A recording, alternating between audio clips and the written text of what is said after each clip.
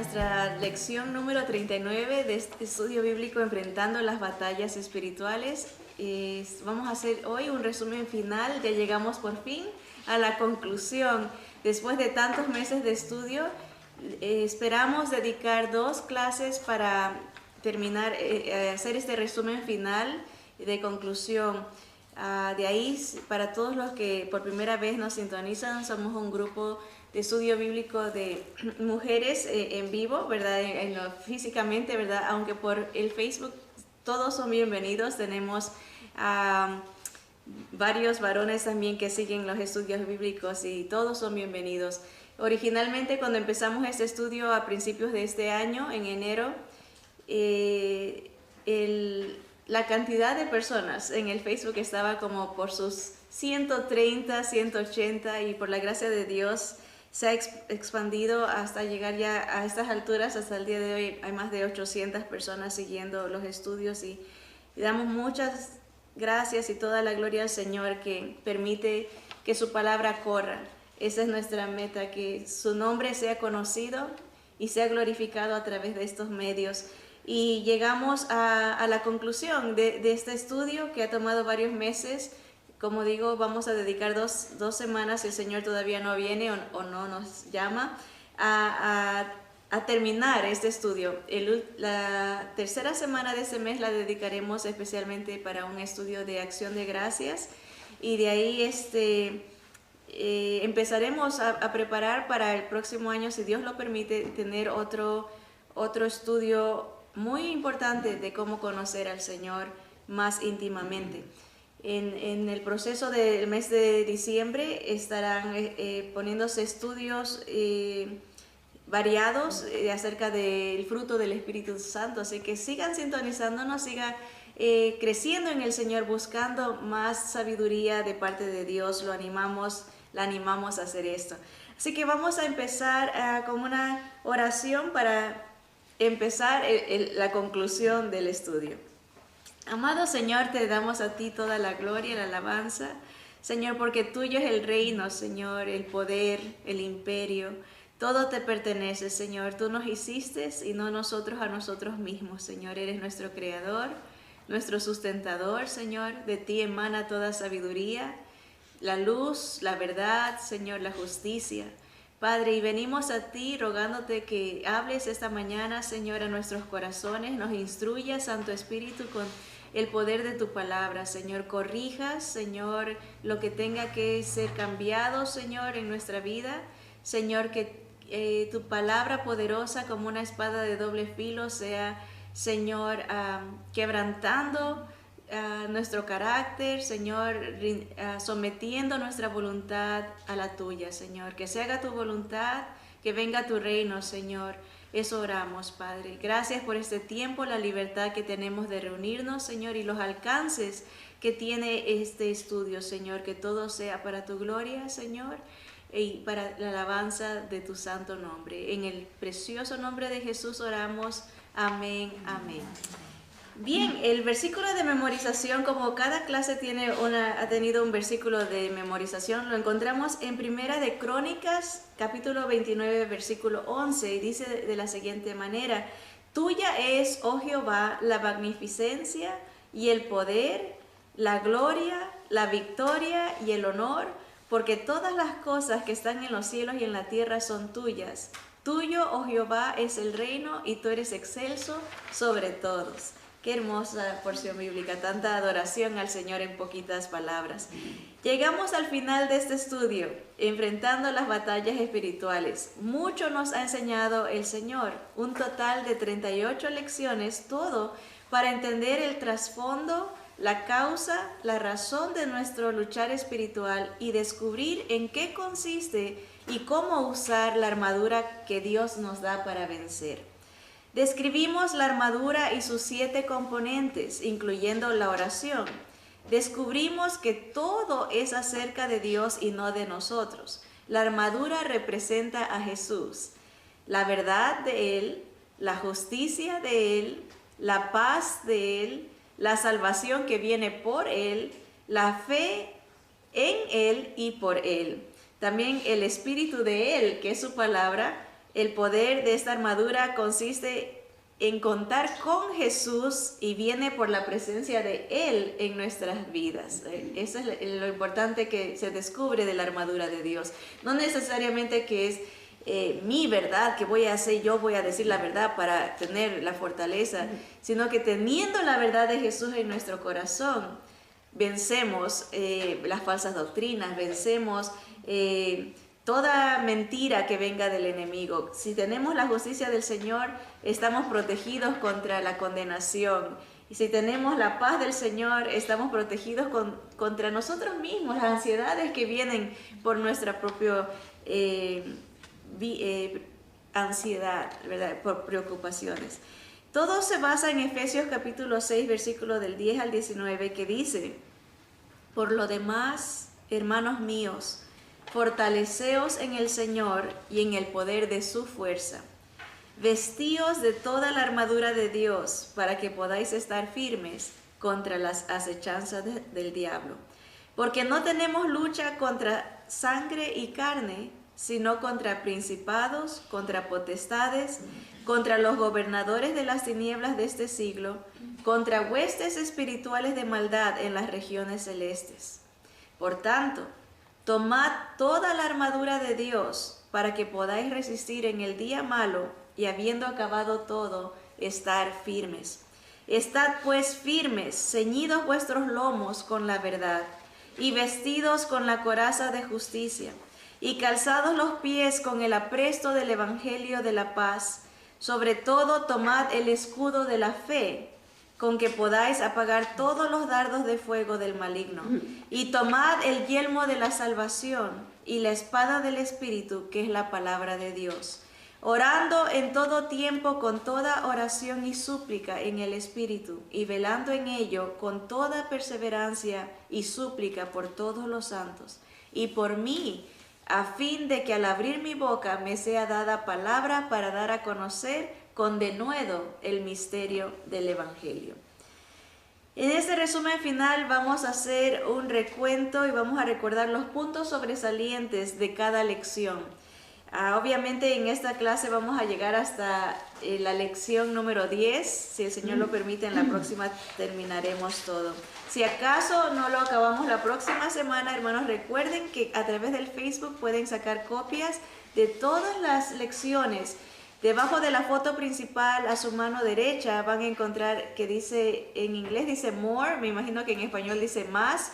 Hacen clic ahí y van a buscar los archivos. Bajo Files van a encontrar todos los estudios que se han dado a través de el tiempo que hemos sido un grupo, el grupo Tesoros del Cielo. La lección número 1, el tema era la raíz del problema. Estudiamos cómo se originó el enemigo. Satanás fue creado como un querubín ungido, separado, un querubín santo. Este ángel guardaba el trono de Dios. Ningún otro ángel en el cielo podría estar más cerca de Dios y probablemente ningún otro ángel tenía más poder que él. Era perfecto, lleno de sabiduría y de una belleza extraordinaria. Dios lo vistió, lo adornó con todas las joyas posibles, de modo que fuera la perfección de la belleza. El esplendor de Satanás era excepcional, obviamente era Luzbel, un ángel, ¿verdad? Posiblemente mayor que cualquier otro ser creado, como se esperaba de un querubín guardián. ¿Cómo es posible que un ser tan bendecido se volviera contra Dios? Evidentemente, Satanás estaba tan prendido de sí mismo y tan absorto de su belleza que creyó se merecía ser Dios. Esa hermosura oscureció su entendimiento al punto que se convirtió en lo único importante para él. Esas historias las podemos encontrar en Ezequiel capítulo 28 y también Isaías capítulo 14. El punto sobresaliente de esta lección es de que cuando nos centramos en nosotros mismos, las habilidades, los talentos o virtudes dadas por Dios pueden alejarnos de Él. Son un llamado a la atención, un peligro constante que si nos centramos en nosotros mismos, las habilidades que Dios nos ha dado, las virtudes o talentos que hemos recibido de Él se pueden tornar para alejarnos de Dios. Eso le pasó al enemigo. Y miren, el Señor dice en 1 de Juan 3:8, el que hace pecado es del diablo, porque el diablo peca desde el principio. Para esto apareció el Hijo de Dios, para deshacer las obras del diablo. Todo esto era como la raíz del problema, básicamente. ¿Por qué tenemos estas luchas espirituales? Porque hay un ser que odia a Dios y nos odia a nosotros por haber sido creados por Dios. La Biblia habla de que nosotros, como criaturas de Dios, escogimos desobedecer a Dios también. Y aquí viene el punto de la lección 2. ¿A quién perteneces? Sí hay una lucha espiritual, pero hay gente que no la tiene precisamente porque pertenece al bando del enemigo. Pero los que pertenecemos al bando del Señor Jesús, nos vamos a encontrar siempre con una lucha espiritual. Y el Señor nos prepara para poder enfrentarlas. Ahora, la lección 2 es la pregunta: ¿a quién perteneces? La palabra de Dios dice que no todos son hijos de Dios, sino más bien todos somos creados por Dios, y Jesús nos da la oportunidad de ser de Él. Como hemos leído en el versículo anterior, Él vino a deshacer las obras del diablo. El Señor nos da la oportunidad de ser de Él y nos rescata de la maldición que trajo el enemigo y el pecado.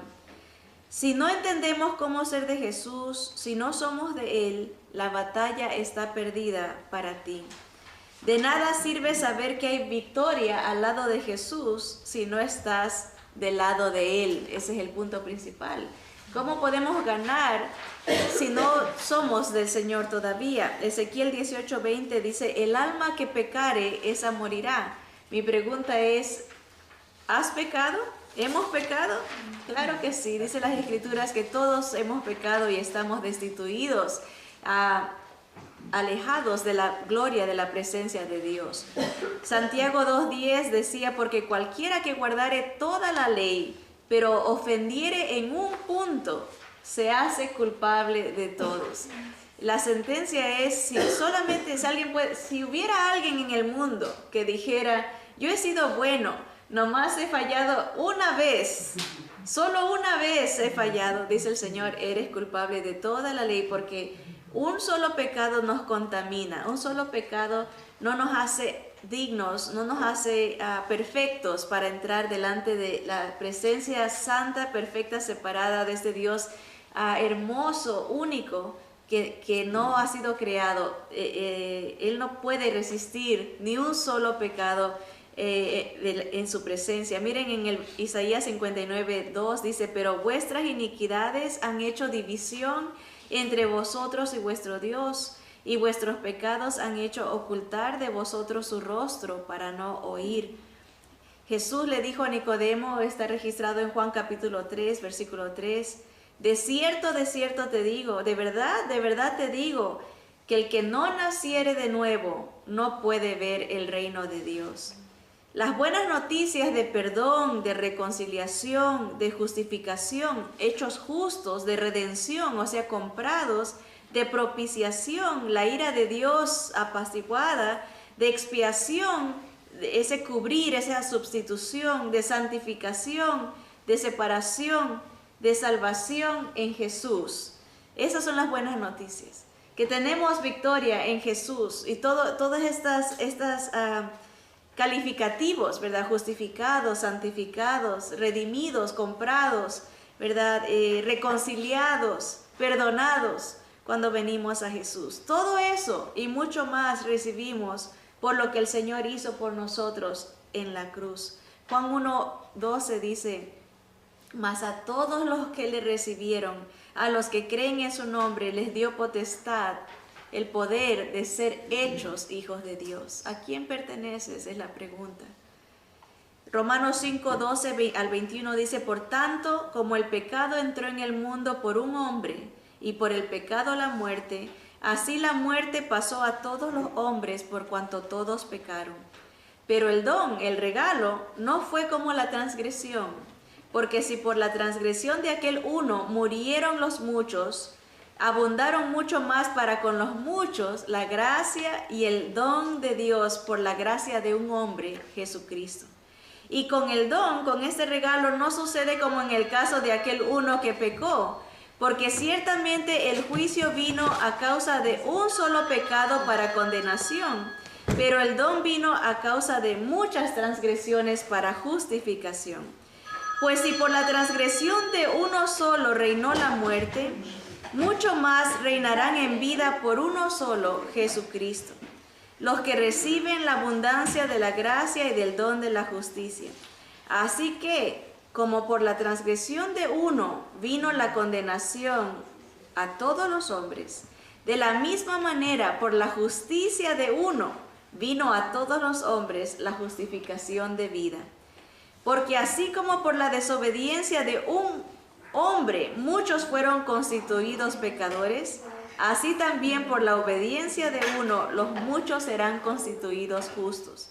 Pero la ley se introdujo para que el pecado abundase, mas cuando el pecado abundó, sobreabundó la gracia, para que así como el pecado reinó para muerte, así también la gracia reine por la justicia para vida eterna mediante Jesucristo, Señor nuestro. Aquí Pablo nos explica, hermanos, que si el pecado, la maldición entra por un hombre y se propaga, se riega a todos nosotros porque todos hemos pecado. Pero así como por un hombre entra la maldición, por un hombre perfecto, Dios hombre, entra la bendición. Entra el poder de ser hechos hijos de Dios, entra el perdón, ¿verdad? Y esa bendición, esa gracia, ese regalo, es un don. Miren en Efesios capítulo 2 del 1 en adelante, dice Pablo explicando, dice, y él, Jesús, nos dio vida a nosotros cuando estábamos muertos en nuestros delitos y pecados, en los cuales anduvisteis en otro tiempo siguiendo la corriente de este mundo, conforme al príncipe de la potestad del aire, el espíritu que ahora opera en los hijos de desobediencia, entre los cuales también todos nosotros vivimos en otro tiempo, en los deseos de nuestra carne, haciendo la voluntad de la carne y de los pensamientos, y éramos por naturaleza hijos de ira, lo mismo que los demás. Dice, pero Dios, noten esa diferencia, pero Dios, estábamos muertos en nuestros delitos y pecados, pero Dios, que es rico en misericordia, por su gran amor con que nos amó, aun estando nosotros muertos en pecados, nos dio vida juntamente con Cristo, por gracia sois salvos. Y juntamente con Él nos resucitó y asimismo nos hizo sentar en los lugares celestiales con Cristo Jesús, para mostrar en los siglos venideros las abundantes riquezas de su gracia en su bondad para con nosotros en Cristo Jesús. Porque por gracia sois salvos, un regalo, por medio de la fe. Y esto no es de vosotros, es un regalo de Dios, un don de Dios, no por obras para que nadie se gloríe. Porque somos hechura suya, creados en Cristo Jesús para buenas obras, las cuales Dios preparó de antemano para que anduviésemos en ellas. Por tanto, acordaos de que en otro tiempo vosotros, los gentiles, en cuanto a la carne, erais llamados incircuncisión, por la llamada circuncisión hecha con mano en la carne. En aquel tiempo estabais sin Cristo, alejados de la ciudadanía de Israel y ajenos de los pactos de la promesa, sin esperanza y sin Dios en el mundo. Pero ahora, en Cristo Jesús, vosotros que en otro tiempo estabais lejos, habéis sido hechos cercanos por la sangre de Cristo.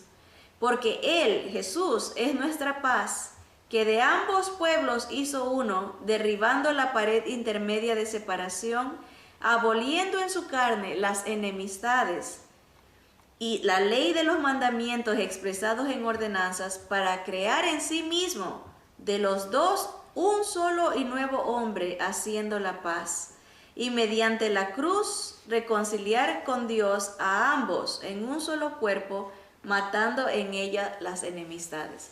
Básicamente en Jesús, ese Dios hombre que cumple toda la ley, vive una vida perfecta, por ese uno, todos los transgresores, nosotros recibimos la gracia, el regalo de Dios, la vida eterna en Jesús. Él reconcilia a judíos y a gentiles en un solo cuerpo que Él llamará su iglesia, ¿verdad? Para que podamos ser de Él para siempre, ¿verdad? Por eso la pregunta es, ¿perteneces a Él? ¿Ahora eres de Él? Todos nosotros en un tiempo fuimos ajenos de Dios, fuimos alejados de Dios, fuimos extraños a Dios, pero a través de Jesús, al escuchar el Evangelio, recibimos este don, este regalo. La pregunta es, ¿crees en Jesús como tu único Salvador? ¿O estás aumentando algo en tu manera de creer o vivir además de Él? Es triste ver cómo en nuestros tiempos, ¿verdad? Mucha gente profesa ser cristiana. Pero si se le pregunta cómo cree que va a llegar al cielo, por lo general la gente dice, bueno, yo creo en Jesús, pero creo que tengo que hacer esto, tengo que tener mi religión, tengo que hacer esta obra, tengo que añadir, y se le añade al sacrificio perfecto, el único sacrificio que Dios Padre acepta, porque solo Jesús cumplió todos los requisitos, toda la ley la cumple al pie de la letra, solo Jesús satisface. Ahí es el sacrificio perfecto para cubrir nuestros pecados, para adoptarnos a su familia. Por eso dice, ¿tienes esta nueva vida en Jesús? Jesús muere y resucita para ser el primero de esta nueva creación, las primicias de esta nueva vida en Cristo. El que viene a Jesús pasa de muerte a vida. Dice, antes seguíamos la corriente de este mundo, seguíamos la corriente del príncipe de la potestad del aire, éramos hijos de desobediencia, impulsados por nuestras pasiones y por nuestros pensamientos. Pero ahora, en Jesús, somos reconciliados. Tienes esta nueva vida. Jesús dijo, nadie entrará al cielo si no nace de nuevo. ¿Perteneces a Él? ¿Confías en Él solamente para tu salvación? Si no, confiesa ahora tu pecado a Él. Reconoce tu condición de pecador. Arrepiéntete, cambia de mente y acepta su plan redentor. No impongas el tuyo. Ven a Él. Solo Él te puede salvar. Ven, únete al bando de Él, del ganador. El Señor es un Dios soberano. Sí, Satanás ha sido derrotado, pero mucha gente se pregunta, si Satanás ha sido derrotado en Jesús, ¿por qué Dios le permite seguir afectando y propagando su maldad? Para poder responder esta pregunta tenemos que ver las cosas bajo los lentes de la soberanía de Dios. Y esta es la lección de la lección 3, este era el mensaje, que cada batalla seguirá o terminará dependiendo de que los propósitos de Dios se cumplan. Si usted está pasando por algo y continúa, téngalo por seguro que el propósito de Dios no se ha cumplido todavía en su vida.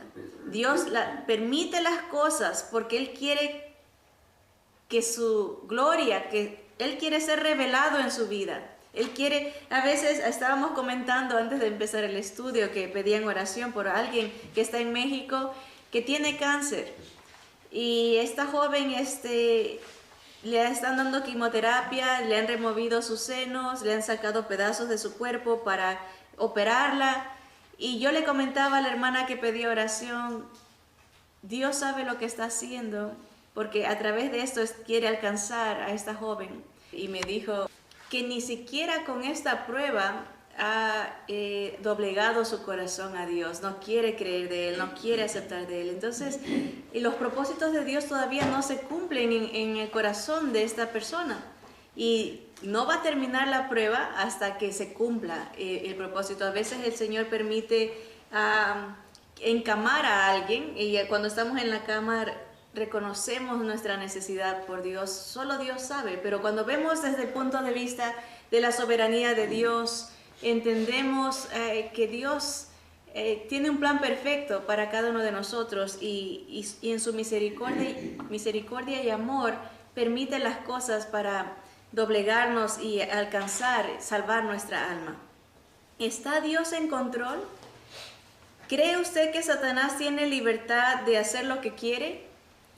Algunos creen que todo ataque, prueba o mala situación es provocada siempre por Satanás, quien tiene libertad de agredir al creyente a su antojo. Esa es una categoría de cristianos que creen así, que Satanás puede hacer lo que él quiere y va a atacar y molestar como a él se le antoje. Otro grupo de creyentes cree que Satanás está limitado y tiene que pedir permiso a Dios para acercarse y molestar al creyente. Dependiendo de qué manera pensamos, afectará la manera en que oramos, afectará la manera en que dependemos de Dios, influenciará cómo vemos las batallas espirituales y cómo actuamos hacia ellas y aconsejamos a otros. Si usted cree como el primer grupo, que Satanás es libre de hacer lo que quiera, esperará ataques constantes con el propósito de estorbar la obra de Dios y destruir su vida. Su oración será que paren los ataques. Si usted cree que Dios es soberano y que Satanás tiene que pedir permiso para molestar, entenderá que Dios está en control y tiene un propósito mayor para esta guerra o prueba. Su oración será no para que pare, sino para entender y descubrir el propósito de Dios en este ataque. Tendrá una confianza total en la soberanía de Dios y dependencia total en la omnisciencia, o sea, la toda sabiduría, el todo saber de Dios. Segunda Crónicas capítulo 20 versículo 15 en la segunda parte dice: Jehová os dice así: no temáis ni os amedrentéis delante de esta multitud tan grande, porque no es vuestra la guerra, sino de Dios. Ver la guerra espiritual a la luz de la soberanía de Dios nos debe traer paz, confianza y alivio. A Dios nada lo sorprende, ni lo asusta. Él es vencedor. Él nunca va a contradecir su carácter de perfección y justicia cuando permite que entremos en una guerra. Él es fiel. Romanos 8:26 al 29 dice: y de igual manera el Espíritu nos ayuda en nuestra debilidad. Pues qué hemos de pedir como conviene no lo sabemos, pero el Espíritu mismo intercede por nosotros con gemidos indecibles. Mas el que escudriña los corazones sabe cuál es la intención del Espíritu, porque conforme a la voluntad de Dios intercede por los santos. Y sabemos que a los que aman a Dios, todas las cosas les ayudan a bien, esto es, a los que conforme a sus propósitos son llamados. Porque a los que antes conoció también los predestinó, para que fuesen hechos conformes a la imagen de su Hijo, para que Él sea el primogénito entre muchos hermanos. Lección número 4. Propósitos de Dios en las batallas. Habiendo entendido la soberanía de Dios y sus propósitos en nuestra vida, se nos hace más fácil aceptar las batallas y las pruebas en nuestra vida. Entre los muchos propósitos para las pruebas, encontramos 4 propósitos de Dios en las batallas espirituales. Esto estudiamos en la lección 4 y este era el punto principal de enseñanza. Los principales propósitos de las batallas son revelarnos la voluntad de Dios, revelarnos su gloria, conformarnos a la imagen de Jesús y expandir su reino.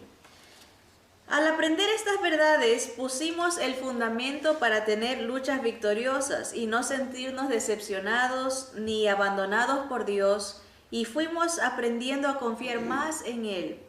Al lograr cambiar la perspectiva y el enfoque en nosotros o en el enemigo, lo tornamos hacia el todopoderoso, todo sabio Dios. Hasta nuestra manera de orar cambiará, porque pediremos que su voluntad sea hecha en rendimiento total a su gracia y a su sabiduría. Aprenderemos a ver más desde la perspectiva de Dios que de nuestra propia limitada visión. Santiago 1, 13 y 17 dice, cuando alguno es tentado, no diga que es tentado de parte de Dios, porque Dios no puede ser tentado por el mal, ni Él tienta a nadie. Toda buena dádiva y todo don perfecto desciende de lo alto, del Padre de las luces, en el cual no hay mudanza ni sombra de variación. Primera a los Tesalonicenses 4:13 dice, por lo demás, hermanos, os rogamos y exhortamos en el Señor Jesús, que de la manera que aprendisteis de nosotros, cómo os conviene conduciros y agradar a Dios, así abundéis más y más. Porque ya sabéis qué instrucciones os dimos por el Señor Jesús, pues la voluntad de Dios es vuestra santificación. Acordémonos que la palabra santo quiere decir separado para algo. O sea, no solamente separado, mucha gente dice, oh, yo soy cristiano y me separo de todo. No se junta con nadie, pero santidad quiere decir separado para algo, para alguien.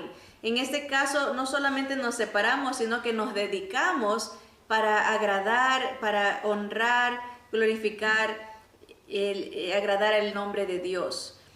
Capítulo 2 Corintios, capítulo 12, versículos 7 al 9, dice, y para que la grandeza de las revelaciones no me exaltase desmedidamente, está hablando Pablo, dice, me fue dado un aguijón en mi carne, un mensajero de Satanás que me abofetee, para que no me enaltezca sobremanera, respecto a lo cual 3 veces he rogado al Señor que lo quite de mí. Y me ha dicho, bástate mi gracia, porque mi poder se perfecciona en la debilidad. Por tanto, decía Pablo, de buena gana me gloriaré más bien en mis debilidades, para que repose sobre mí el poder de Cristo. Entonces vemos los propósitos de Dios es revelarnos su voluntad, revelar su gloria, conformarnos a la imagen del Señor a través de estas pruebas, ¿verdad? Enseñarnos nuestro carácter, moldear nuestro carácter a la imagen de Cristo, porque su voluntad es nuestra santificación, es separarnos para su gloria, para su servicio, para su honra, ¿verdad? Y enfatizamos que el Señor no es el que da lo malo, sino que lo permite, porque toda buena dádiva y todo don perfecto viene de Él.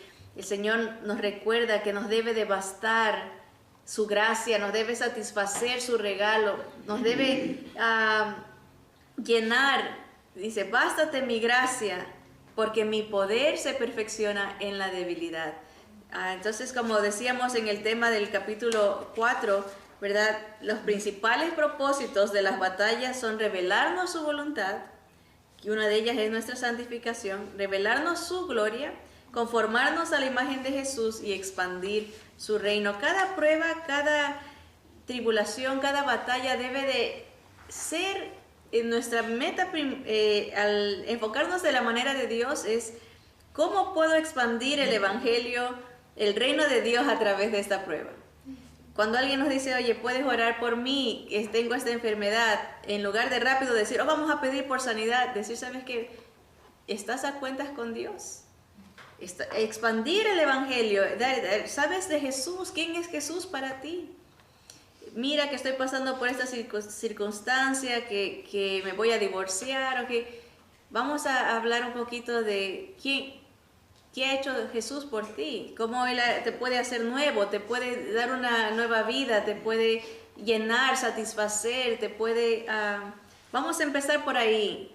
Enfocarnos en cómo buscar la voluntad de Dios, cómo buscar su gloria, cómo expandir el evangelio, ¿verdad? Y conformarnos a la imagen de Cristo. En la lección 5 al 8 dedicamos 4 lecciones para hablar acerca de la autoridad que se nos da para estas batallas espirituales. El Señor nos enviste de poder a través de su Espíritu y nos da autoridad en su nombre. El mensaje primordial de estas enseñanzas era que la autoridad o esa instrucción dada por Dios es para manifestar su gloria a través del Evangelio, lo que venimos diciendo en casos personales.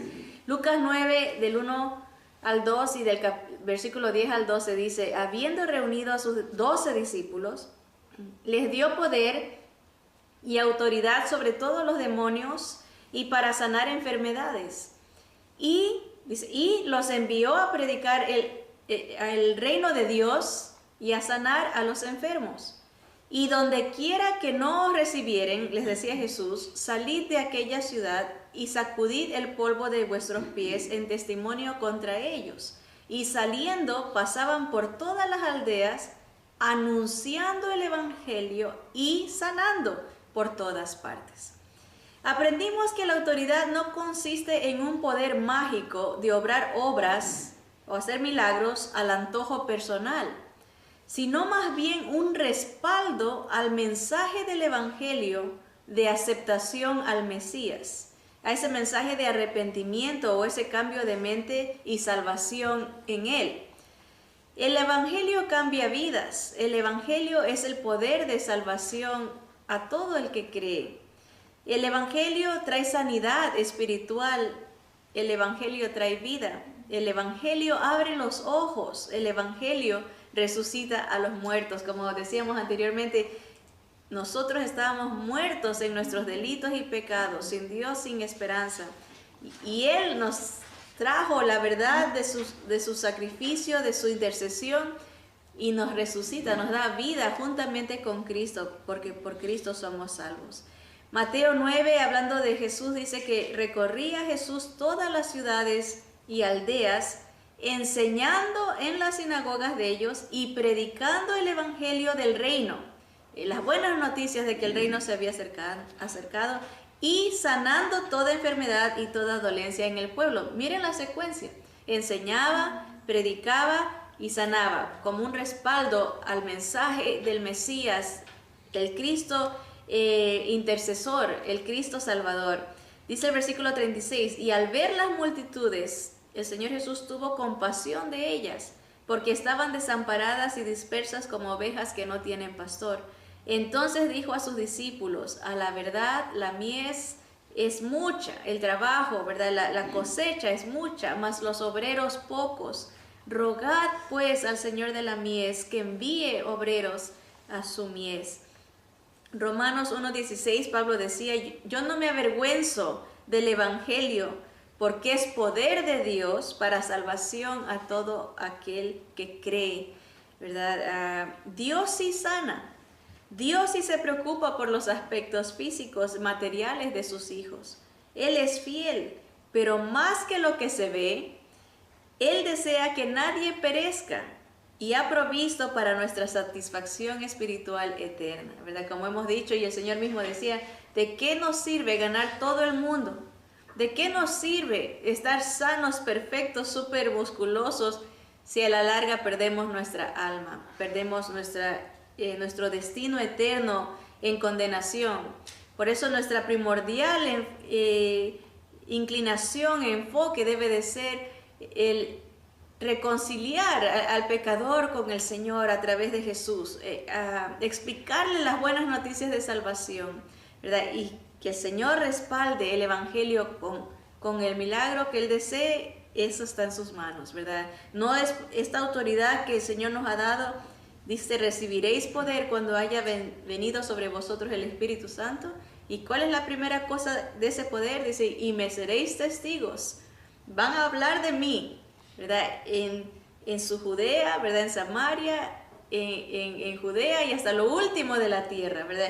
La autoridad, ese poder para vencer al enemigo está en la palabra de Dios, está en el compartir las buenas noticias de salvación. Así que vamos viendo la secuencia, ¿verdad? La raíz del problema está en el enemigo, ¿verdad? ¿A quién perteneces? Tienes que ser de Jesús para tener victoria, ¿verdad? ¿Cuál es el propósito de nuestras batallas? Como se veía en el día 3, ¿verdad? Entender que Dios es soberano y tiene propósitos para nuestras tribulaciones, ¿verdad? Y esos propósitos está ver su gloria, conocerlo, que Dios se revele, conformarnos a la imagen de Cristo y expandir el evangelio. En cuanto a qué consiste la autoridad, consiste en proclamar la verdad de Jesús. El evangelio es poder para salvación. ¿Y de qué nos sirven todas estas pruebas, estas tribulaciones, estas batallas? ¿Habrá beneficio en las tentaciones? Es la pregunta. La lucha constante viene a ser un motivador permanente para que busquemos de Dios. El dolor impulsa a desarrollar el hábito de la oración y el estudio diario de la palabra. Si no fueran por esas tentaciones o problemas, uno nunca supiera lo que es tener una relación con Dios. No conociéramos a Dios de cerca. El punto principal de la lección de las 9 y 10 era que la aflicción enseña sumisión. La guerra espiritual madura nuestro carácter. Primera a Pedro capítulo 5 del 8 al 10 dice: sed sobrios y velad, porque vuestro adversario el diablo, como león rugiente, anda alrededor buscando a quien devorar, al cual resistid firmes en la fe, sabiendo que los mismos padecimientos se van cumpliendo en vuestros hermanos en todo el mundo. Mas el Dios de toda gracia, que nos llamó a su gloria eterna en Jesucristo, después que hayáis padecido un poco de tiempo, Él mismo os perfeccione, afirme, fortalezca y establezca. Que así sea, que el Señor, que en cada batalla, en cada prueba, en cada tribulación, aprendamos el arte de la sumisión. Jesús nos dio el ejemplo. Siendo Dios, se hizo hombre. Siendo creador, se hizo criatura, para a través de su obediencia llevarnos al Padre. Dice que se humilló a sí mismo, que tengamos nosotros este mismo sentir que hubo en Cristo Jesús, el cual, siendo en forma de Dios, no escatimó el ser igual a Dios como a cosa que aferrarse, sino que por el gozo puesto delante de Él, menospreció el oprobio y fue fiel hasta la muerte, y muerte de cruz, una muerte de maldición, de castigo. El Señor nos da el ejemplo para que nosotros hagamos lo mismo. El Señor dijo que mientras más nos sometemos, mientras más, si amamos a Dios, escuchamos su voz. Si amamos a Dios, guardamos sus mandamientos. Las tentaciones, las pruebas, las batallas son el mejor método para que nosotros aprendamos a someternos a Dios, para que nosotros aprendamos a someter nuestro carácter a la voluntad de Dios. Cuando usted vea gente que ha aprendido a depender de Dios en paciencia, ha aprendido a depender de Dios en humildad, téngalo por seguro que grandes pruebas han de haber venido a su vida, porque es durante esas pruebas que Dios amolda nuestro carácter, que Dios se revela a nosotros y nos enseña que Él es soberano y que nosotros no, que Él es todopoderoso y nosotros no, que Él es el sustentador y nosotros lo necesitamos a Él. Que Dios nos ayude en este batallar, en esta lucha, a depender siempre de Él, a tomarnos de la mano de Él y a depender de su gracia y de su fortaleza. Que el amor, la gracia y la paz de nuestro Señor Jesucristo sea con todos nosotros. En su nombre oramos. Amén. Amén.